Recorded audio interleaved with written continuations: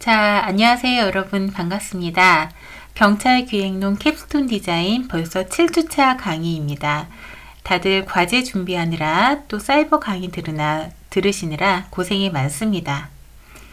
자, 이번 주 우리가 다룰 주제를 한번 볼게요.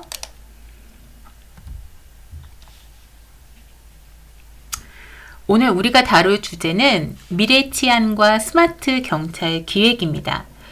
우리가 지난 시간까지 경찰 조직의 구조 예산, 그리고 전통적인 경찰 기획의 방법론들에 대해서 배웠다면, 이번 시간에는 우리 경찰 기획의 패러다임 자체를 완전히 뒤흔들고 있는 과학기술에 대해서 이야기해 볼 것입니다. 좀 오래된 영화긴 한데, 마이너리티 리포트에 대해서 한번 보시거나 들어보신 적 있으실까요? 만약에 우리 수업 시간이 길었다면 한번 수업 시간을 빌어서 한번 볼 수 있는 시간이 되었으면 좋았을 텐데, 수업 시간이 이제 2시간 밖에 오프라인 시간이 안 되다 보니까, 네. 이게 예언자들이 범죄를 미리 예측해서 범죄가 일어나기 직전에, 네. 경찰이 출동해서 범인을 미리 체포하는 내용입니다.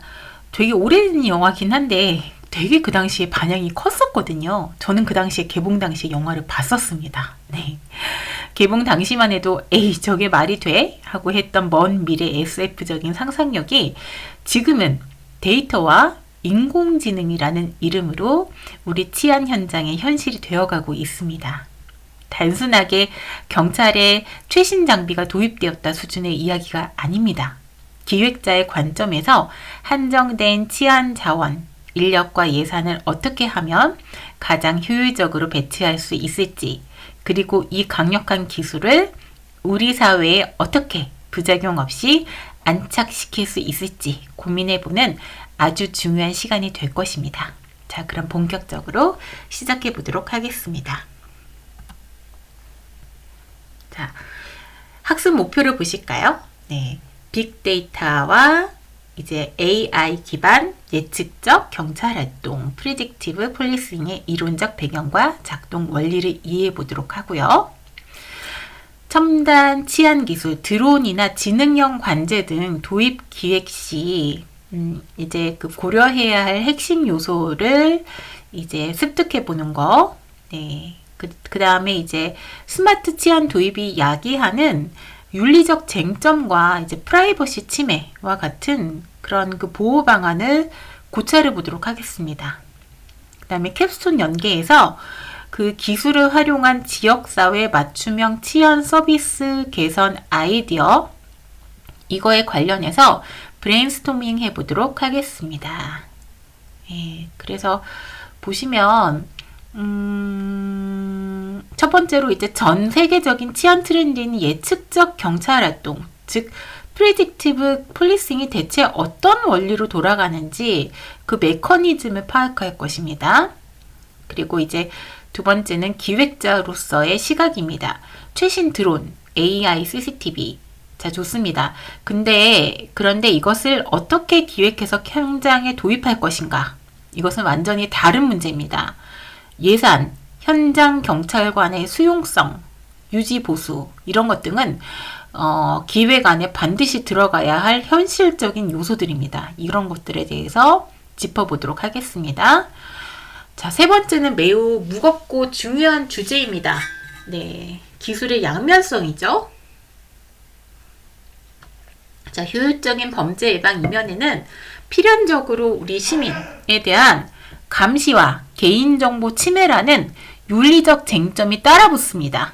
이 딜레마를 어떻게 극복할 것인지에 대해서 함께 고민해 볼 거고요. 자, 마지막으로 오늘 배운 내용들을 허공에 띄워두지 않고 여러분이 지금 진행 중인 캡스톤 디자인 프로젝트에 어떻게 녹여낼 수 있을지 구체적인 브레인스토밍 방법까지 연결해서 보도록 하겠습니다. 자, 그러면 이제 내용을 보시면, 자, 첫 번째 파트입니다. 예측적 경찰 활동. 과거 경찰의 기본적인 작동 방식은 112 신고가 들어오면 출동한다. 네, 신고가 들어오면 출동한다 였습니다. 그러니까 전형적으로 범죄가 발생한 후에 움직이는 사후 대응적 리액티브 방식이었죠. 하지만 현대사회에 가면 갈수록 범죄가 갈수록 지능화되고 기동화되죠. 네, 그래서 경찰 인력을 획기적으로 늘릴 수밖에 없었습니다. 그래서 등장한 것이 바로 범죄가 발생하기 전에 미리 대비하는 선제적 프로액티브 방식입니다. 자, 여러분 우리가 이제 1, 2학년 때 범죄학이나 피해자 시간에서 배웠던 이론들을 한번 다시 복기해 볼까요? 네, 코엔과 펠슨의 일상활동 이론 혹시 기억나시나요? 범죄 예방론이나 피해자 시간에 나오는데, 네, 루틴 액티비티 티오리 혹시 기억나시나요? 네, 범죄가 발생하려면 세 가지가 필요한다라고 거기서 강조를 했었어요. 네, 범죄가 발생하려면 동기가 있는 범죄자, 적절한 범행 대상, 그리고 범죄를 막을 보호 능력의 부재.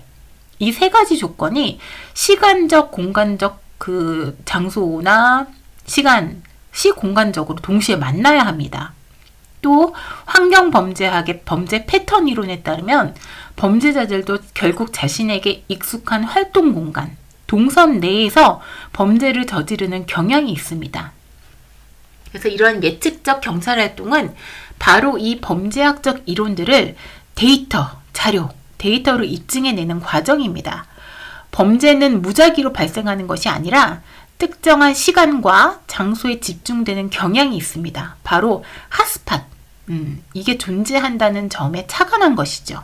과거에는 베테랑 형사의 직감, 감에 의존해서 우범지대를 순찰해냈다라고 한다면 이제는 알고리즘, 컴퓨터의 알고리즘이 객관적인 데이터를 바탕으로 오늘 밤 10시부터 12시 사이 A동 유흥가 뒷골목에서 폭력범죄가 발생할 확률이 78%다 라고 구체적인 수치를 아예 제시를 해주는 겁니다. 완전히 발전했죠. 그쵸? 네. 구체적인 수치로 제시를 해주는 거예요.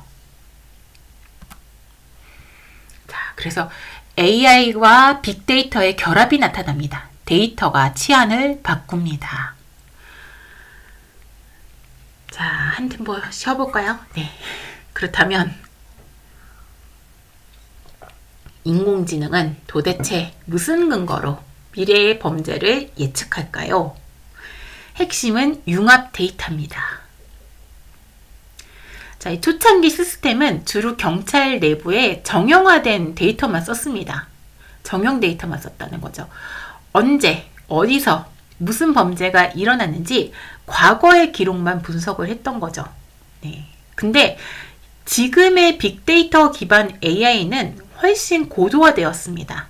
자, 기획자는 경찰 밖에 그 비정형 데이터로 눈을 돌려야 됩니다. 한번 예를 들어볼까요? 비가 몹시 내리는 날, 특정 지역 유동 인구 데이터가 급감합니다. 상권 데이터상 그곳은 심야까지 영업하는 술집이 많은 곳이에요. 네.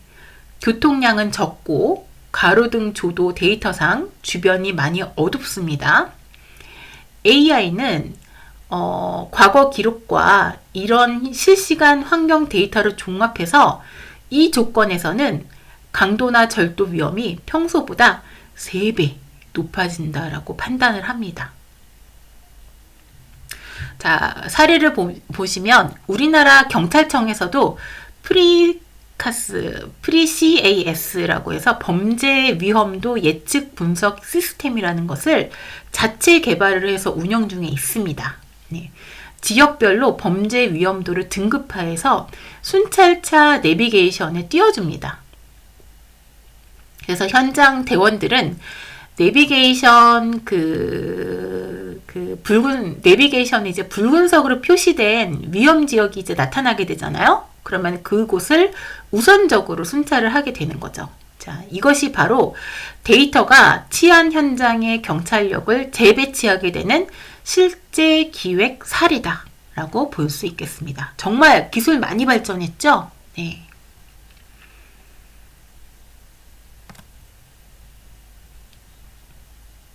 자, 이제 그 다음에 두 번째 파트를 볼까요? 네, 두 번째 파트는 첨단 치안 기술의 도입이라고 볼 수 있겠습니다. 네. 자, 대표적으로 드론. 네. 드론 정말 보급 많이 됐죠. 네. 드론과 지능형 관제 시스템을 들 수 있겠습니다. 지능형 CCTV. 자, 먼저 드론입니다. 예전에는 드론이라는 것은 그저 위에서 사진을 찍는 용도였습니다.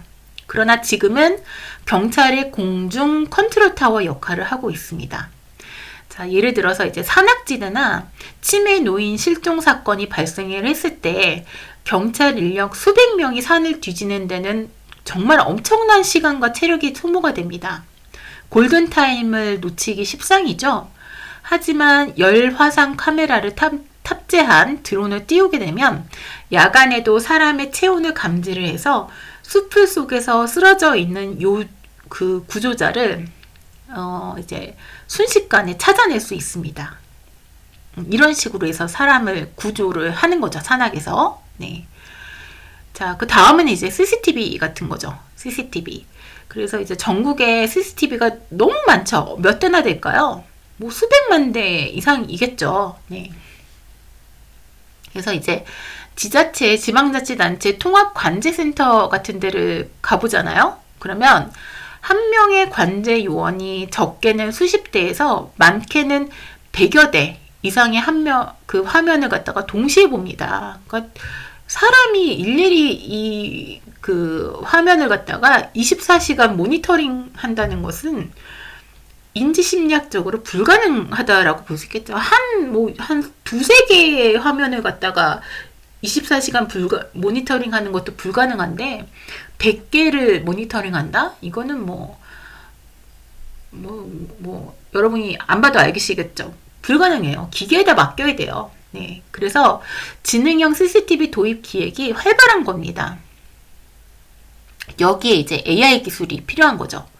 AI가 사람의 뼈대, 스켈레톤 움직임을 학습을 합니다. 네, 스켈레톤 움직임을 학습을 한대요. 기술 너무 좋아졌죠. 네, 그래서 골목을 계속 왔다 갔다 하는 배회 행동 같은 거 있죠. 네, 뭔가 이상한 배회 행동, 갑자기 바닥에 쓰러지는 거, 아니면 혹은 두 사람 이상이 크게 엉켜 있는 폭행 동작 같은 거, 아니면은 이제 담을 넘는 월담 행동 같은 거, 이상 행동이죠. 네. 그래서 이런 동작 같은 것을 AI가 인식을 하면 관제 요원 화면에 팝업 창을 띄우고 알람을 올립니다. 그래서 알고리즘을 통한 이상 행동 같은 거, 배회, 쓰러짐, 폭행, 월담, 등등등. 네. 그래서 인력 한계를 기술로 보완하는 완벽한 기획 사례다라고 볼 수 있겠습니다. 예.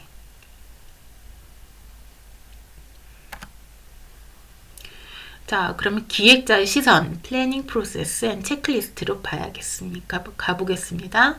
자, 근데 여기서 우리 매우 중요한 질문을 좀 던지겠습니다. 네, 우와, 기술 참 좋다. 우리 관할 경찰서에도 당장 드론 100대를 사고 그 다음에 지능형 CCTV를 다 깔아보자. 네, 이러면 훌륭한 경찰 기획일까요? 자, 절대 아닐 수도 있어요. 우리는 캡스톤 디자인을 수행하는 예비 기획자입니다. 기획자는 기술의 화려함 이면에 있는 현실의 벽을 철저하게 검증을 해야 됩니다. 자, 첫 번째는 현장 적합성입니다. 그래서 보시면 아무리 좋은 장비도요, 일선 지구대, 그죠? 파출소나 지구대 경찰관들이 사용하기 복잡하고 무거우면 창고에 처박히게 됩니다. 이게 그렇죠. 너무 기능은 좋은데 너무 조작 방법이 너무 복잡하고 너무 힘들어요. 그러면은 그리고 너무 무거워. 그러면 신고 출동하기도 바빠 죽겠는데 드론 세팅하는데 10분이 넘게 걸리면 누가 그걸 쓰겠습니까?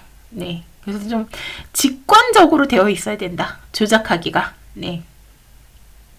그래서 현장의 피로도를 낮추는 직관적인 기획이 필요합니다. 굉장히 좀 현장에서 바로바로 쓸 수 있게 사용법이 좀 쉬워야 돼요. 네. 그리고 너무 무거우면 안 돼요. 네. 이걸 이것도 쓸 수 있고 저것도 쓸 수 있게 하기 위해서 이것도 담고 저것도 담고 막 여러 가지 기능을 탑재하다 보니까 무거워지는 경우가 많아요. 근데 휴대 가능성이 그 용이성이 막 이렇게 안 좋아지게 되다 보면은 휴대 그러니까 막 기능을 많이 하다 보면은 무거워져요. 네. 그렇게 되다 보면은 점점 안 쓰게 되죠.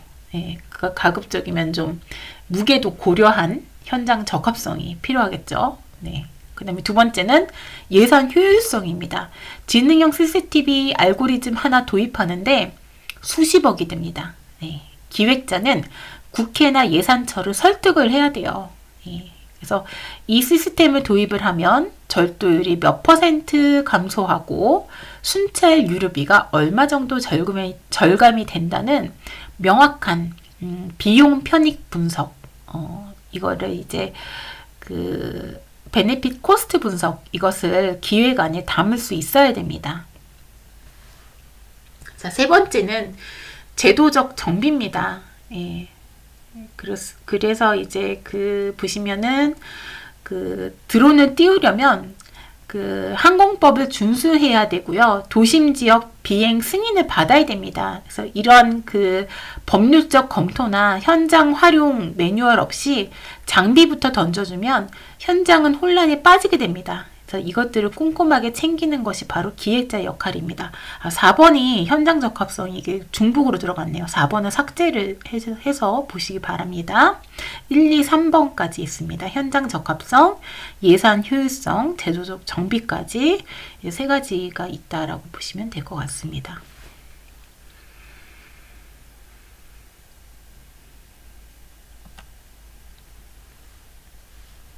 자, 그 다음에 이제 기술의 그림자, 윤리적 쟁점과 이제 프라이버시 문제가 이제 대두가 될 수 있어요. 자, 분위기를 좀 환기를 시켜볼게요. 보시면 지금까지는 이제 기술의 밝은 면을 많이 봤죠. 네, 이제는 좀 어두운 면, 네, 기획자가 좀 이제 고뇌해야 될 윤리적인 쟁점을 좀 다뤄보도록 하겠습니다. 범죄 심리나 이제 범죄학을 공부하는 우리라면 이 부분을 좀 더 예민하게 살펴봐야 될 것 같습니다. 자, 먼저 이제 알고리즘 편향성 문제입니다. 네. 인공지능은 완벽하게 객관적일까요? 아닙니다. 네. AI는 과거 데이터를 먹고 자랍니다. 네. 만약 과거 경찰이 특정 저소득 밀집 지역이나 특정 외국인 거주 지역을 더 강압적으로 단속해서 범죄 데이터가 많이 쌓였다면 어떨까요?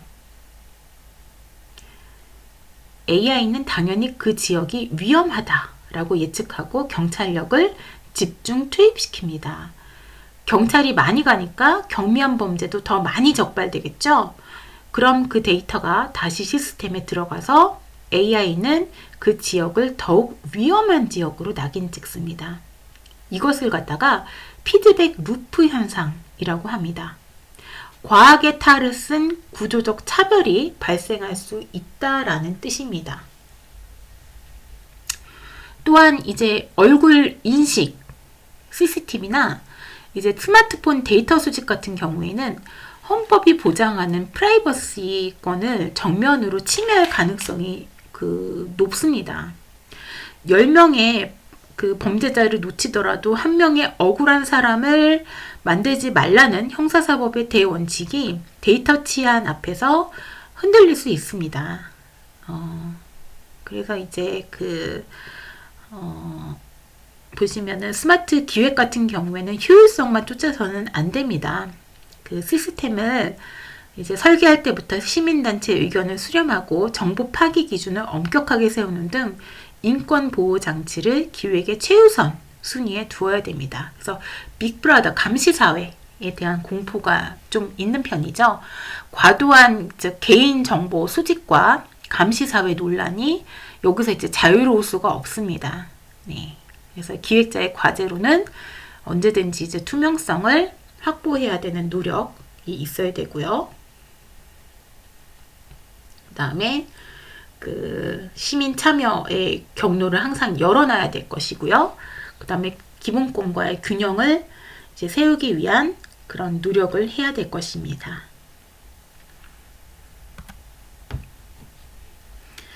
자, 그 다음에 이제 결론이자 우리의 과제와 직결되는 부분이라고 볼 수 있겠습니다. 자, 그럼 이제 오늘 배운 내용을 여러분의 이제 캡스톤 디자인 프로젝트에 어떻게 녹여낼 것인가. 예.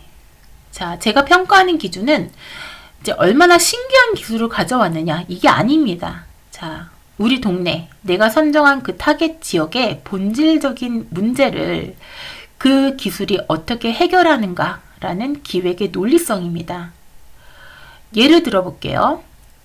여러분 조가 맡은 지역이 대학가 원룸촌이라고 가정을 해볼게요. 단순히 CCTV를 더 설치합시다 라고 기획하면은 그건 이제 하수죠. 예, 고수는 이렇게 기획을 합니다. 예를 들어서 첫 번째 데이터 분석, 야간 시간대 여성 1인 가구 관련 112 신고 데이터를 매핑해 보니까 특정 어두운 골목 3곳에 집중되어 있다. 자, 두 번째 솔루션을 제시하겠죠. 해당 골목에 스마트 세티드 환경 설계를 통한 범죄 예방을 도입해서 주민이 안심 귀가 앱을 켜고 지나가면 가로등 조도가 자동으로 밝아지고 주변 지능형 CCTV가 해당 주민의 동선을 연속적으로 관제하도록 하겠다.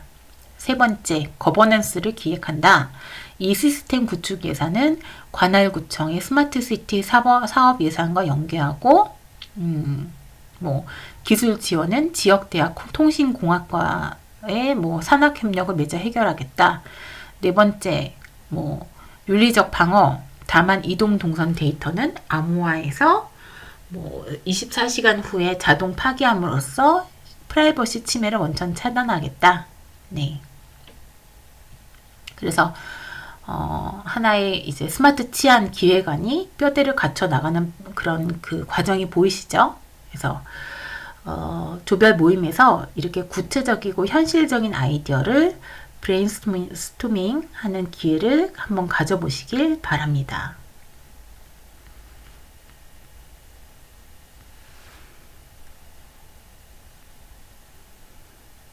그래서 이제 요약을 한번 보시면, 자, 이제 보시면은 미래 치안은 그 데이터 기반의 예측, 프로액티브로 나아간다.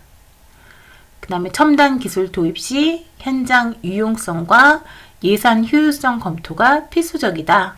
그 다음에 인권 침해와 알고리즘 편향성에 대한 윤리적 통제 장치가 함께 기획되어야 한다. 이런 내용으로 이제 이번 그 수업 요약이 이제 서머리가 될 수 있겠습니다. 자, 스마트 치안, 과학 치안은 단순히 비싼 장비를 사들이는 쇼핑이 아닙니다.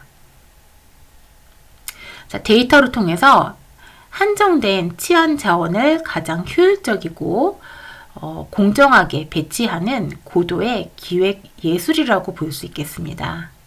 그래서 기술을 바라보는 기획자의 냉철한 이성과 인권을 보호하려는 따뜻한 철학이 이제 동시에 필요하다는 점을 꼭 명심해 주시면 좋을 것 같습니다. 네.